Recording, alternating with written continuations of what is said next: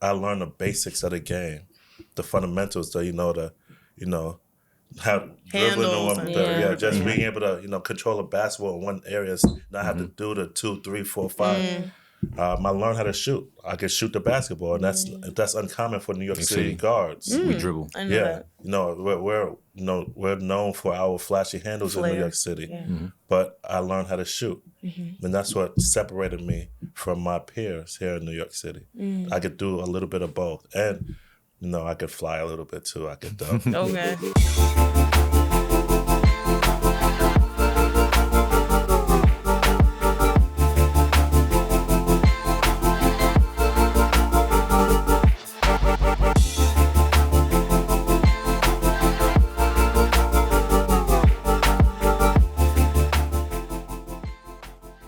Welcome to The Nugget, where we bring together inspiring individuals and dynamic changemakers to share the nuggets of wisdom that inspire our everyday lives. I'm Bianca Vivian, and I'm here with my lovely co-host. I'm Mike Press. And I'm Kieja Hudgens.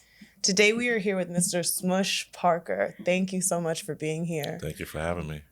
Smush, you're a man who has never been afraid of overcoming the odds. After going undrafted out of Fordham University, you carved out a 16-year professional career in basketball. That included 5 years in the NBA, most notably with the LA Lakers, and now you are trying to become the 4th ever player turned referee. Yes, ma'am. Thank you so much for being here. We're excited to hear your story. So I just wanted to start off with something that we obviously know, which the odds of becoming an NBA player are less than 0%. Yes. So you, from a very young age, must have known what it meant to beat the odds. What does that mean, and where does your story start? Well, for me, I didn't grow up thinking about the odds. I just knew what I wanted to do, and I set a goal out for myself, and I didn't have a plan B. My plan B was to enforce plan A. I know that's right. Yeah. I grew up watching my dad play basketball. He's my inspiration for everything. And just recreationally, or he was professional? No, he wasn't a professional. He didn't have a career past his high school, basketball team. But he taught me the fundamentals of the game, and I think that's important. And I think that's what's lacking in today's game is the fundamentals. But I'm not here to talk about that. We gonna talk about it. I don't want to get in trouble. We gonna talk about it. Carter, fundamental basketball. 50-foot threes. Yeah. But he's definitely my inspiration for life in general. The man that I am today started with him. And, and of course I wanted to be like Mike when I grew up. I grew up in the 80s and the 90s era watching Michael Jordan play. Yeah. The GOAT. We could talk about that. We gonna talk about that. Statements right out the gate. We can talk about that. But yeah, I wanted to be like Mike growing up. Yeah. And I went to the gym, and that's all I saw. I want to be like Mike.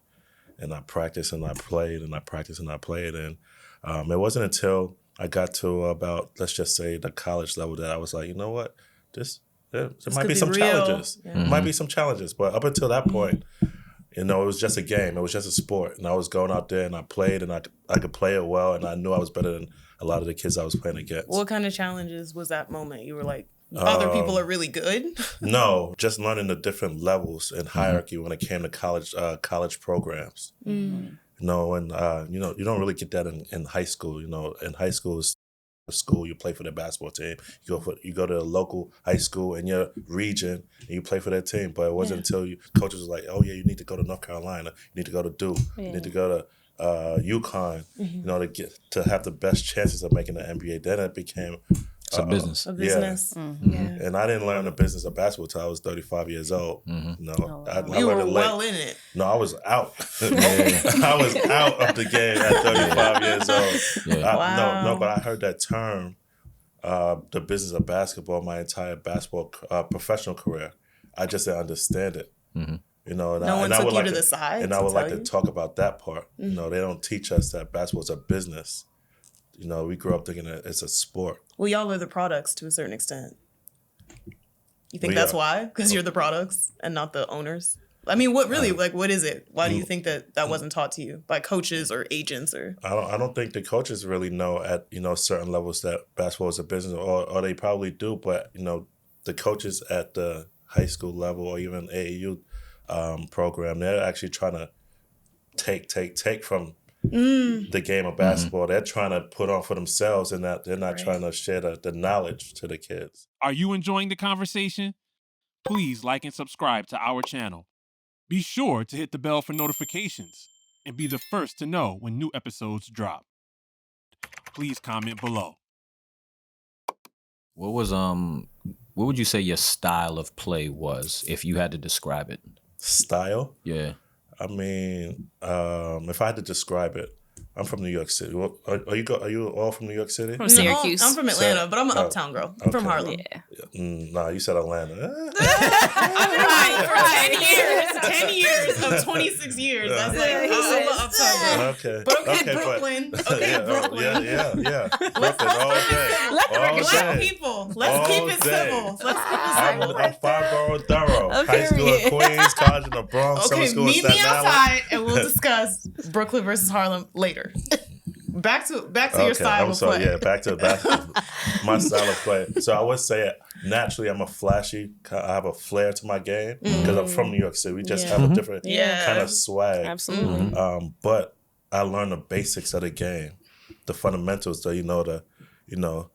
How Handles dribbling, just being able to control a basketball in one area, not have to do the 2, 3, 4, 5. I learned how to shoot. I could shoot the basketball, and that's uncommon for New York City guards. We dribble. I know that.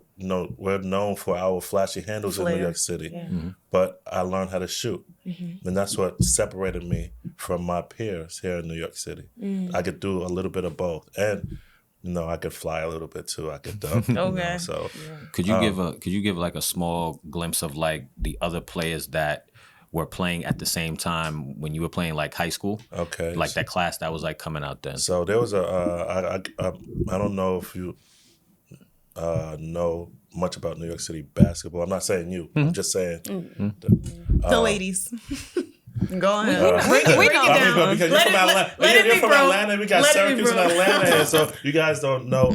Might not know a little bit of the history of the game, but we have what they call the New York City point guards in my era. The Andre Barrett, the Omar Cook, and the Talik Brown. Okay. And that they were considered the New York City point guards. Like these were. Right. Those guys when it came to high school basketball and AAU basketball, and I was in that class, and anybody who wasn't them were nobodies, pretty much. Yeah. They got all the New York City write-ups, newspaper article write-ups. I guess Nike, Adidas, Puma deals back in the day. They got those kind of that kind of notoriety. And that was my class. And those are the guys I had to play against. And I actually played with Talik Brown on the same AAU team for a year. Did you feel like nobody? No. I mean, he's from New York City. Nobody he from New said York City. everyone that wasn't those guys was nobody.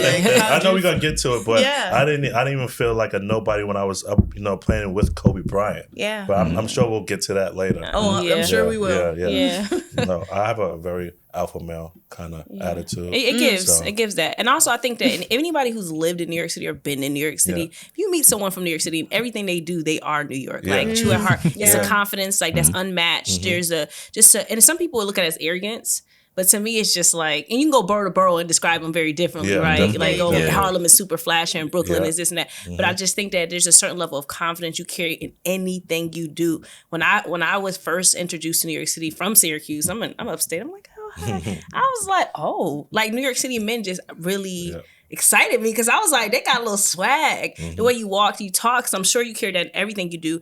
Education, basketball, your confidence in the workforce. Like, is that something that you feel like when you got on that court, it's like, was it a disservice to you or was it like it helped you? Oh, it definitely helped me. Yeah. But it also hurt me to a degree. I'll touch on how it helped me first. Growing up in New York City, you have to develop a dog eat dog mentality. If I'm not the cream, I'm not gonna be a part of the crop. Like only the strong survive here in New York. So if you're like one of those pushover kind of guys.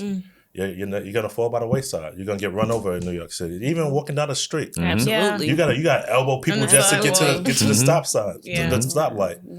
You know, it's a very competitive city here. No matter what it is that you're doing, trying to get on a train, get to the bus, get to that bacon, egg, and cheese, get to your coffee in the morning. It's a competition. Absolutely. That's why you know people from outside think that we're mean. And no, we're aggressive. focus driven. We got Yeah. somewhere to be, and we're trying to get there first. Right. We got something to do. That's why they say if you can make it in New York And City, then you can make it it anywhere. anywhere. Yeah. It's not that we're mean. It's just like we're focused. Right. And for me, I took that on to every level. You know, whether it was like you said, basketball, education, entrepreneurship, whatever it is I did, I had that mentality that there was nothing I couldn't do, and there was nothing I was going to stop stand in my way for me reaching my goal.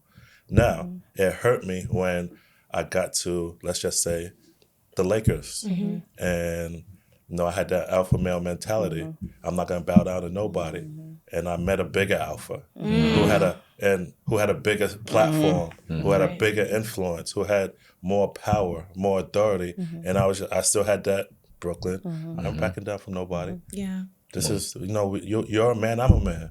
Right. And Well, because you brought it up, I feel like one thing I'm more curious, less than, you know, actually what was going on the team, I wonder about the narrative that's being created, right? Because you really, even when you look you up, like so many of the articles become the nemesis of Kobe. And now this person is immortalized because they're gone and rest in peace. But I'm more interested in the way that sort of like they did with Allen Iverson and these other sort of characters, when you have like this, or how they make like Steph Curry, the Family Guy, you know, I think that they need these characters. They needed Smush Parker to be the nemesis of Kobe. And it, like every hero needs, you know, every Batman needs a Joker. How do you feel about being placed in that narrative? And was it that real? Did it really come down to that? And truth be told, it wasn't real at all. Wow. It wasn't real. But the media took a story and ran with it. And that's you know, and not to, you know, speak negatively about the deceased. You know, Kobe was a great player. Right. You know, undeniably. he wasn't everybody's favorite. Like you know, you have people who are MJ fans. You have people who are LeBron James fans, AI fans, Kobe fans. People who love the way Kobe thinks, his Kobe mentality, Mamba mentality. Some people don't like the way Kobe thought. Do you have an audio podcast? Are you looking to grow your audience? Partner with Prosper Digital TV, a virtual and full-service video production company. Visit www.prosperdigital.tv or call 718-622-0062 to get started today. I'll be the first to tell you I was never a Kobe fan. You know, I think he shot too much and he wasn't a team player. This is before I even got to LA. Yeah. You know, I'm a pass first, shoot second kind of guy, and I'm a very efficient player. Like I lean more towards Kevin Durant. You know, he scores a lot of points on a limited amount of shots. Efficiency. You know, it's either your Russell Westbrook kind of player or a KD kind of player. Back to Kobe. You know, when I got to LA, I knew what it was. Kobe was the Lakers, and I didn't have an issue with that. Right. No, of course. I wasn't going there to, you know, try to shake the system up. I knew Kobe was Mr. LA. Yeah. You know, and I'm a easy kind of, you know, going guy. Where were you coming from? What team? Yeah. I was coming from the Phoenix Suns. Okay. Where it went left for me was, you know, Kobe was a very, I want to say, distant person to himself. Yeah. Didn't really mesh well or communicate well with the team. And I'm like, listen, we're coworkers. At the end of the day, we're coworkers. Yeah. You gotta look at it. That's how I approach it. Like we come to for the It's a same job. Everybody's striving for the same goal, same like, mission. Kobe sat here every day. I sat right here every day. This is his locker. This is my locker. There's no reason why we should not be able to engage in simple conversation. Yeah. How you doing? Good morning. Right. You know, how's your family? Family good? All right. You know, and I was a starting point guard. I wasn't the bench warmer. I wasn't a call up. Right. You know what I'm saying? I wasn't the towel boy. We're peers. Yeah. This is somebody I go out with every night, practice and games, and they announce our games back to back. We got Kobe starting at the 2, Smush Parker starting at the 1. Yeah. And we never talked for 2 seasons. Did you feel that was disrespectful? Well, there were times where he said one thing that disrespected me, and that was it. Like, And that's what they took. And I don't want to go into that story because that's already been out there. Yeah. And that's really how all of this started. So after my second year in LA, they didn't renew my contract. I went on to sign with Miami. I did a little podcast like this. It was local in New York City and New York City Playground before I knew how powerful the internet was. This was back in 2007. Did a little local, answered some question. How was your time in LA? I was like, my time in LA was great. I loved playing for Phil Jackson. Then they asked me about Kobe, and I kept it real. Yeah. And I kept it 100% New York, Brooklyn real. Right. So you basically was the epitome of when keeping it real goes bad. Yeah, exactly. Yeah. Exactly. Yeah. Exactly. That's right. This was 2007. I said my truth. I said what I experienced. Right. And that went viral. Yeah. Before But viral, in 2007, before right. viral Yeah, it was was even a viral word. Yeah. Because you think about it, you're going at someone that people look at as the pinnacle of what sports is. But also especially they in need basketball. that guy. Like they needed you to be that guy. I think to make him into the pinnacle. Because these people are, it's made. He was already Right. the great Kobe Bryant. Yeah. And who was I to speak against this? Right. It was like blasphemy. Yeah, exactly. Yeah. So but here's the thing. I said what I said, and it got back to Kobe. And Kobe for the next 10 years went on a tirade of Smush Parker hate speeches in every interview that he did. And that's how this whole narrative started. Because, I hurt his pride or hurt his ego by saying my truth and what I thought about. Well, how my did you experience. feel when you heard those speeches or just not even one-to-one with him, but just in the world, how'd you feel as a man? I mean, I knew they weren't true. Yeah. His everything that he was saying. I mean, you know what? Honestly, they could have been his truth, but at the same time, when I was there, we never had any bad One-to-one interactions. But now people were taking what we were saying in the media, and they were like, "Oh, Smush Parker and Kobe must have had beef during the seasons or during the games," but that wasn't the case. We were both professionals. Like we put on that Laker jersey, we had one agenda: go out there, win games, and try to win championships. I left all my personal business outside of the arena, and so did he. Yeah. And that's what people saw. People saw us when we played. There was a lot of chemistry there. Right. And I mean, a lot of people hate to admit it, but if you watch those games, if you watch those highlights, he and I worked well together on the basketball court. And I didn't care what kind of person he was off the court. It wasn't about that. When it came down to business, we handled business. Yeah. It's interesting that you said it in that fashion, because in sports, just from my experience, it's like you can not really mesh with somebody, but like if we lock in together, it's like we don't think about anything else but that connection with the other person or people that we're playing with. And then when we leave, it's like a weird thing. You can't really explain it. And I think the issue with media is that they take what was said and then say things like they should have had, or they might have, or this probably happened. But not what it was. And nothing actually happened. Nothing actually happened. No. Right. Yeah. And you, I mean, obviously, we know the media continues to grow and control so many narratives and so many people's careers, even so, right? Yep. How do you feel? How do you feel now about like hindsight, looking back at that era of your life and kind of the betrayal? And do you feel disappointed? Do you feel upset? Do you feel like it is what it is? I don't care anymore. Have you found peace with it? Oh, I definitely found peace with it. Definitely found peace with it. Do I wish things were different? Yeah, I do, but I have no regrets. I want to be the person I am today. If yesterday didn't happen. Yeah. Again, if I had a second chance, would I have said what I said? No. I think now, as a 42-year-old man, I know certain things that happen behind closed doors with your family, with your brothers, should stay within the family. Yeah. You once wrote to, because I don't personally have anything else to say about that, but you once wrote to, you say to late Kobe, you said, for what it's worth, I apologize for things that I said and done in the past. Young mind, young thoughts, young actions. And writing this to Kobe, do you feel like you essentially were saying this to yourself? Yeah, probably. Yeah. Like, at some point when you, like you say, you're 42, when you look back at stuff, it's like me to me, my younger self. Do you feel like that was like writing that to yourself in this way. Yeah, definitely. It was one of those aha moments for me, and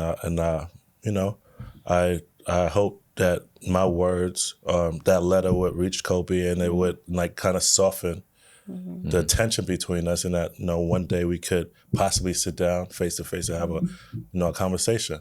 Never got that opportunity. Are you enjoying the conversation? Please like and subscribe to our channel. Be sure to hit the bell for notifications and be the first to know when new episodes drop. Please comment below. I know that you're a faithful man. I mean, I see God, Jesus, the Holy Spirit. Spirit. So what, as far as your faith in that internal conversation of both like finding peace with the past, but also humbling yourself to be like, you know what, I could have handled things better. How does your faith come into that? Well, I know that everything happens for a reason. And nothing happens outside of God's plan.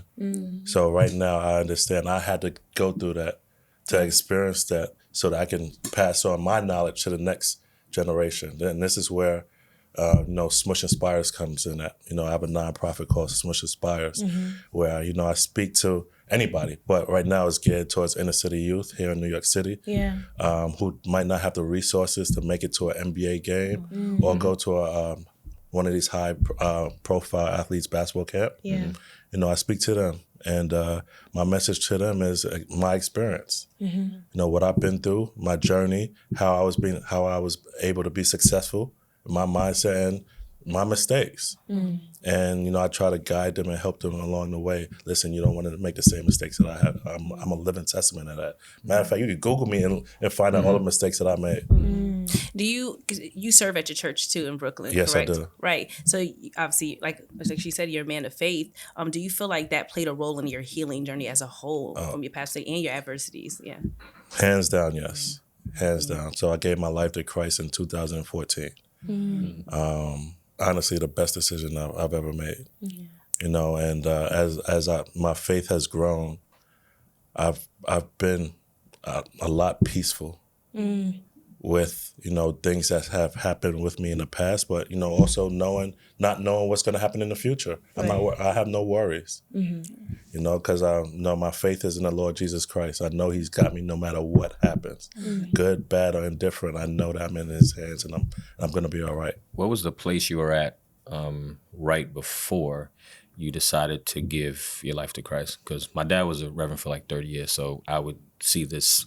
Like people would always come to the altar. Like, give it up to the Lord. Like I would see it all the time. But where were you, in your life right before that happened? In 2014, just looking back, I know I was definitely still I was angry.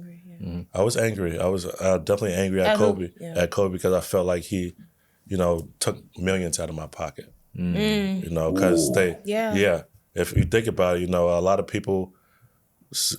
There's they say that he might have blackballed my career. That relationship going sour could have, blackballed my NBA career. I don't believe it, but there's still 25% inside of me that's like, you know what? That might be true. Yeah. And honestly, no, I didn't want my legacy to be Kobe Bryant's nemesis. Yeah. Like you said, you look up Smush, you Google Smush Parker, and all you read is, Kobe Bryant said this about him, and Smush Parker should have never been in the NBA. I didn't want that to be my legacy. So I was upset that people wouldn't be able to, see how hard I worked to get to that level. Right. The odds I beat to get to that level. Like no one really understands. I was a walk-on in the NBA. Do you know how hard it is to be a walk-on? Right. I've tried it. Because they take what, 5? They take like 5, right? 5 what? Like 5 walk-ons? No. When I say a walk-on, I wasn't like I went undrafted. Yeah. Right? So that means I had to put in the extra work to convince teams to prove people outside of that to sign me. I had to outbeat thousands of basketball players who might have been talented enough to play in the NBA. Did you do D-League? Yes, I went to the D-League. Okay. Before it was the G-League, it was the D-League. I was in the D-League. That summer, I played for the NBA Summer League. Okay. I played in 3 out of the 4 NBA Summer Leagues my rookie season, or right before my rookie season. I walked onto the Cleveland Cavaliers, did a whole season there as a non-guarantee. I made it through the whole year as a non-guaranteed player on that team, which means at any point in time, they could have said, you know what? Thank you. Thank you, but you could go home. Back to the church thing. Yeah. So you were angry. I was angry. I might have had a little bitter in my blood. I was still actively playing. I was coming towards the end of my career. Not that I couldn't play anymore at a high level. It was just I was aging out. Yeah. You know, and that happens. Athletes age out of the game is getting younger and younger. If you watch anything about basketball. Yeah. So how old were you at that time when you felt you were aging out? In 2014, I think I was 32, 33. And was the transition to going overseas? No, I actually was over. I started playing overseas in 2008. Okay. So I had already been overseas playing and going through that journey. And by that time, I was like, the teams were going with younger guys, and the business of basketball came into play because I had so many years under my belt. They had to pay me a certain amount of dollars, but for a younger guy, they could pay him significantly less. Yeah. So teams were going that way, even though they sucked. I'll talk about that too. So I got pushed out pretty much. I aged out. And like I said, it's not because I couldn't play at a high level. It's just that I required a lot more money. Could you explain for some people that may not understand what going overseas means when you play basketball? Stephon Marbury, he went over to China, I believe, and he felt like he got more love in China than he did in America, even with the New York Knicks and everywhere that he played. Can you explain if you felt that, even if it was watching other players from America, how the love when you play in Europe as an American player is different from when you even playing in your own country? Oh, it's. Where'd you play? I played in Greece. Okay. I won a championship in Greece. I won 2 championships in China. I beat Stephon Marbury twice, 2 seasons back to back. Talk about it. I played in Russia, Croatia, Lebanon, Dominican Republic, Venezuela, Mongolia, Tunisia, Morocco. You were Mr. Worldwide, more than Pitbull. I wanted to travel the world. Like when I decided to leave the NBA, I was like, you know what, I want to play basketball and travel the world at the same time. And I chose to do that. That's why I took 1-year contracts each season. Wow. Yeah. Strategic. Yeah. Yeah. We love that. I wonder when you or did that answer your question? No, but I'm gonna answer your question now. Overseas, we were the Michael Jordan. No matter what country you go to, the American basketball players on that team were Michael Jordan. And they treated us like we were Michael Jordan. Right. Royalty. Gods. We were idolized, you know, and not saying that I was looking to be idolized, right, but you were. You got that. Yeah. You know, you look at Stephon Marbury in China. He's idolized. He's got a whole statue. Yeah. Statue. Yeah. Yeah. He's a type of God out there. I'm sure that felt better than given how you were being treated in that narrative. Oh, yeah. Did it help you recover or? I mean, just be more optimistic. At that time, I was okay with traveling the world and playing basketball. It was my decision to travel the world and play basketball. I was tired of doing the rat race here in America. In the league one day, out the league, had to second job. Yeah. No, because I knew I could play the game at a high level, but the NBA here is not about if you can play basketball. It's about everything out off the court that matters. Showboating. What college you went to, whose agent you signed with, if you go to church every Sunday, if you have tattoos, if you have braids or not. Yeah, it's a lot that goes into It's all image. Yeah. And it's not about if you can play basketball or not. It has nothing to do with if you could put the ball in the hole or not. Because if you understand, there's millions of players that's capable or able to play at the NBA level. What's going to separate you from the next person that could do that? I mean, and nowadays they do. It's a whole fashion show. That's a whole what's the little photo that they do when they walk in? Right. Yeah, and it's like photos, I'm like I didn't know that was a thing until recently. No, I mean that's a whole social media craze, but that has nothing to do with if you make it to the NBA or not. No, I know, but I'm just saying once you're in the NBA, you also have to keep up this whole image now. Well, the younger guys, it seems like. And now you even see LeBron and them comply to that kind of same thing where it's like a whole full blown. Because before it was when they incorporated the dress code. Yeah, I remember that. Yeah, so they had the dress code, and then once that started giving leeway, people would get. I remember it was a dude from the Brooklyn Nets with the big afro. I forgot the dude's name. Allen. Allen something. He plays for the Cavs now. Yeah, he would get clowned because he would just come in just regular clothes. Yeah. And Jared crazy. Jared Allen, yeah. Jared Allen. And they would be like, yo, why you wearing like that? Why you? He's like, but why? I'm like, why? And so it's like now the social media game is like, okay, what's the newest shoe? What's the dopest designer you got on? Who's coming through the tunnel? And then before you know it, now that's the main thing that's being pushed out every single day when you see an NBA player. Could you imagine still being in that as the New York, What's Smush the wearing? the Brooklyn boy who just wanted to play ball to be like his dad? You couldn't even imagine that, right? No, I couldn't imagine that. Yeah. No. But what you said, that has nothing to do with what gets you into the NBA. So when you say there has to be something that sets you apart, what did set you apart? Like, why did Smush Parker make it? And you didn't? I was willing to do. Wait. Before you answer that, I played at a high level at Blessed Sacrament St. Gabriel High School. Sorry. All right. Right. You was balling? Yeah. Oh, okay. Check my records. He will. might not have wanted to make it to the NBA. That's right. See?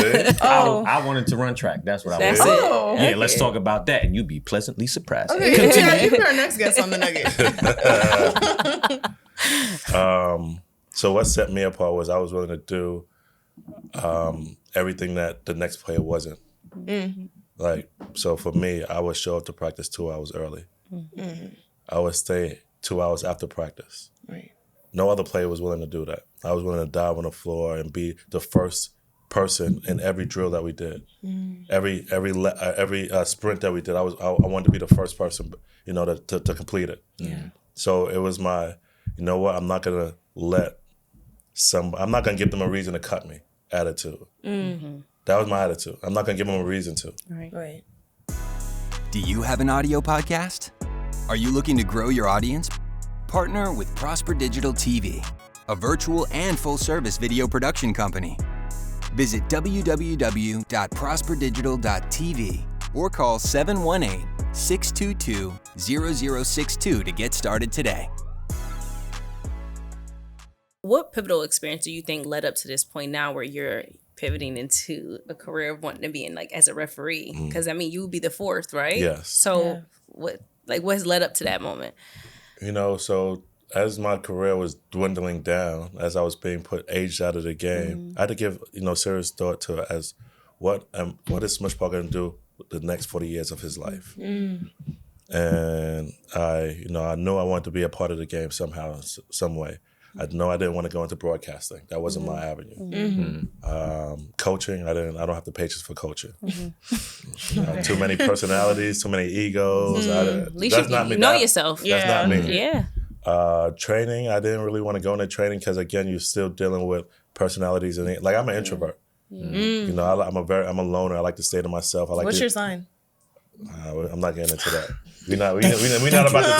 We're not about to do that. Thank you. I'm glad somebody finally said nothing. We're not about to do that. Y'all miss love. Y'all like I'm not going to do the man versus See how mad they got about that? But you have a Wikipedia, and I will look it up. Okay. And then I'm almost sure I could guess it. Okay, well, guess it. I want to see it.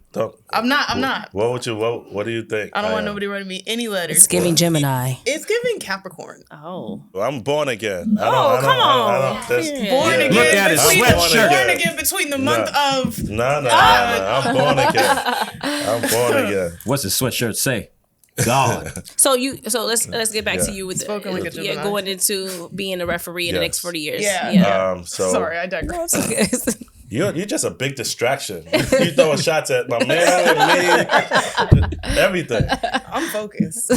All right. I'm tapped in. Are you? Yeah. All right. So back to me being a referee. You want to answer that for me? No. No, you got it. Listen, All right. You officiate. Sure? Oh. Okay. All Shots right. fired. Where's my whistle? Call it technical foul. Officiate. I had to give serious thought as to what I was going to do with the next 40 years of my life, and I don't know what thoughts led up to it, but a light bulb went off. Was like refereeing, and when that thought came to my head, I was like, "That's it." And since I want to say 2016, I knew I wanted to officiate when I retired from basketball. What's the process? Yeah, and what's the skill set too? The process and the skill. Well, you don't really need any skills to. No. That don't sound Yeah. that No. That's Because, what my brother would say about referees. Though. okay, so let me kind of break down refereeing. Yeah. Do you need skills to do ballet? I'm just asking. Yes. Or is that something that's taught to you? You need hardcore skills. Skills to do ballet? Yeah, I did ballet for 10 years. Yeah, you need like a lot of skills. So it's not something that's taught, like. No, as there's far like as- certain. I mean, you're like, do you need height to play basketball? No, you don't. And Okay, and that's but not a it's skill. definitely it's a Height benefit. is not a skill. Yeah, Muggsy but there are Bogues. things that are. I mean, okay, name some skills. Being able to jump, being Yeah, you able need to that. footwork. You need that. But you could be taught that stuff. That's what I'm saying. You could be taught those skills in basketball. Okay, Like there's some things you can't naturally just be a ballet dancer. right. Okay, so what I'm saying is when it comes to refereeing is very structured, and I liken it to ballet dance against hip hop dance. Hip hop is more fluid and it's free. Okay. You can kind of just flow. You just move to the music. You can't do that with officiating. It's structured. It's Oh, like okay. ballet. There's a form. I see what you're saying. Yeah. There's a form to ballet. There's a look that you must have for ballet. So I say that with officiating, they want you to a proper posture. They want you to pop your calls and be very Your sharp. suit and tie. Sharp with your mechanics. When I say mechanics with your call making, you can't just go out there and be, oh, that's a foul. Or that's a travel. We know those calls as basketball players, but there's a form to how you show those calls. Right. Oh, that's why they be like, Yeah. That's why they be stern Right. because we're supposed to show a form of authority. Right. We're supposed to control a game, and so we have to show like we're strong Right. in our posture. We can't look weak because if we look weak, then the players and the coaches think they can kind of control and run all over us. But is there special knowledge about the game that you don't necessarily need as a player? Like there must be more that you have to know. Like a listen, rule book or something. So, the rule book is about that thick. And I quickly learned that as a basketball player, I knew nothing about the game of basketball. It was a rude awakening for me. I thought I knew what I knew because I played basketball well. But when I became a referee, there's nuances to the game of basketball that I didn't know. you learn the science of basketball. The science of the rules of basketball. I mastered the science of the game of playing wise. But Did you realize you had been breaking them? the rules? Yeah. Yeah. Like what was that process when you're like, okay, I realize I don't know anything about basketball. Like you said that was like a rude awakening. But No, what it was a that rude. like? Okay, so in the game, the higher up you go, there's 3 referees. Okay. Each referee officiates an area on the court. So if there's a play that happened down there, I used to scream at this referee over here, saying, what are you looking at? You don't see that, not knowing that he has an area on the court that he's designated to. Yeah. Because that's where he is on the court. He's not designated to that. I know that. Yeah. See what I mean? Yeah. So there's little things like that I was like, oh. And that's when they do like the hot mics, they're like, yo, I didn't see it. Exactly. I got it. Yeah. And as a player, like, yo, how you ain't see that? But you're not talking to the right official. And are you ready for that? I've been getting it so I get it bad because most of the time nobody knows who the officials are. Right. So they say, yo, ref, that's a bad call. But for me, everybody knows who I am and they make it personal. Yo, Smush, that was a terrible call. Yeah. And I gotta go through that. They make it personal. Yo, Smush, what are you doing? Yeah. Like I can't block that out because they're calling my name. Yeah. What's the motivation shift? So as a basketball player, you're like, the job is to win championships and to have a good, team rapport. But as an official, what is the motivation? What's the vision? The vision is to make sure that nobody gets hurt and the game doesn't get out of control. We're not going to be 100%. We're not gonna make all the right calls. But as officials, you want to go out there and make sure that nothing, terrible happens in a game. That we have a clean game, a fair game, and a competitive game, and that's it. We strive to be 100%, but basketball is about calls are subjective. What we see. Sometimes you're not gonna see what I see. Sometimes you don't have the angle to see what I saw. Right. So no one is 50-50. All the calls that we make, 50% of the time we're going to be wrong because that other team is going to be unhappy with if the call is against them. It's a thankless job. So where are you officiating right now? Right now I do semi-pro, You know, my semi-pro league I work in is the TBL, the basketball league, and I do junior college. It's the high, second highest.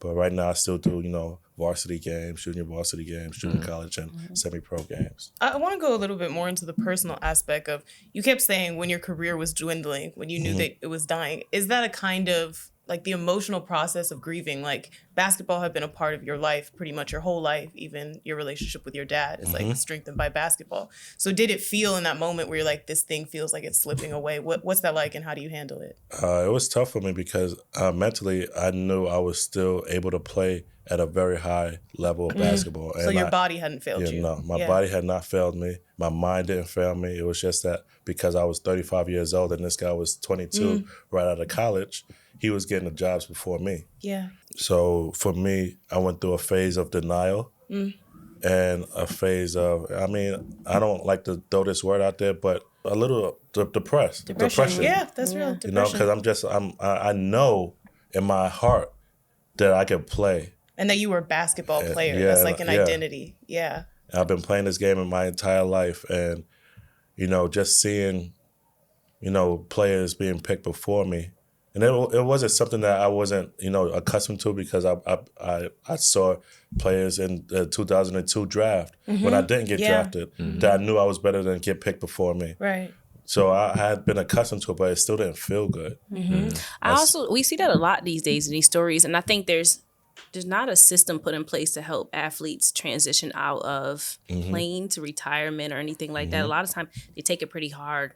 And so you see it, like people, he was homeless on the side of the street and all these things because they're not prepared. Yeah. How do you feel? I mean, you said you were depressed. What things did you do to cope? Well, a lot of the players, speaking as a player, you never think that your career is going to come to an end. You never think that you get to an age where you can't play this game. You don't just think that. You don't think that way. And then most of the times, some of these players, their careers come to a screeching halt, whether it's an injury, whether it's just, opportunities. So it comes out as a surprise. Guys who are prepared for it, have been in the NBA or been a professional basketball player for 15, 16, 17 years, then they can kind of, I think I'm going to be done in 2 years. So they start preparing themselves for the transition. But most of the time, 90% of the time, it's a screeching halt. And that's when you read the stories about guys. There was no transition. Yeah. Right. When it's like driving off this table and all of a sudden now there's no table. Right. That goes back to the business. Yeah. Right. Time is flying by, so we're going to wrap it up. But as a last question before our final nugget, I just want to know, so you've beat all of these odds. What would you say to someone that is at the very beginning of that journey? And not just basketball, but is really like, okay, I'm up against some really crazy odds. It's me against the world. What do you tell them? Well, I wouldn't point out the odds. I'd tell that person, he or she, them or they, whatever. Yeah, it's a new world. Yeah. I will let them know that there's going to be more people out here that's going to tell you that you can't do something. Don't believe them. Believe in yourself. Believe that you can achieve anything that you want to achieve, and then make up your mind to achieve it. You know that you're gonna hit speed bumps, you're gonna hit roadblocks, you might even hit a wall. You gotta figure it out. This life is about figuring things out and getting over it and getting through them. Nothing is gonna be easy. I don't care if your name is LeBron James and you're the golden child. There was things that he had to go through to get to where he's at. So don't measure your success or lack of success or achievements based on somebody else's achievements. You pick a goal, go out there and run your race. Also, when it comes to basketball, to approach it like it's a business. No, it's not a sport. Basketball here, that's the lie from the enemy. Basketball is not a sport here in America, it's a business. Approach it as such. It's a business. It's not for fun, it's not for games. Approach it like approach it like it's work. Yeah. Because when you get to the next level, that's exactly what it is. Yeah. I left the NBA because they were still in the love and the joy from the game for me. Had I approached it like it was a job and it was a business, I probably would have had a longer NBA career. Wow. Because I would have stayed in the as an employee. Yeah. But I said, you know what? I'm gonna go play basketball overseas where it's still fun. Right. And that's what I did. I don't have any regrets because I have a lot of world experience. Yeah. A lot of world knowledge that I picked up from being able to travel the world and play basketball at the same time. But if I was thinking about longevity and family and goals and achievements, I probably would have, continued the rat race here. Yeah. Yeah. The final nugget, first question is, the path to success is paved with what? Dedication. My mind is... You said one word? Mm-hmm. Oh, man. If you need to, give us 2. Can I give you 3? Yeah. Your most important tool. A basketball player's greatest tool is his... Mind. There we go. I wish the world was more... Ooh. Genuine. And tomorrow I will be... Better than I was yesterday. That's more than one word. No, that's not. No, that's good. Listen, we have had so much fun. Listen, well, it's teens, we was It's girls, been was fun. boys, It's we been doing- fun. It's Listen. All I know is Syracuse and Atlanta. Y'all been on this whole conversation. My Listen. guy from New York. Somebody else understands my pain here. Yeah. Listen. No. Yeah. Okay. Leave it in the comments. Nonetheless, we've had a great time talking to you. Thank you for joining being us here. and sharing your nuggets with us. Before we go, we need you to share where people can follow you, where they can keep up anything you have going on, and just let us know. All right. Well, thanks again for having me. It was a joy. It was a pleasure. Yeah. It was fun. You can follow me on IG at Smush Parker Elite. You can also follow my nonprofit Smush Inspires on IG also. This has been The Nugget. Thank you for watching.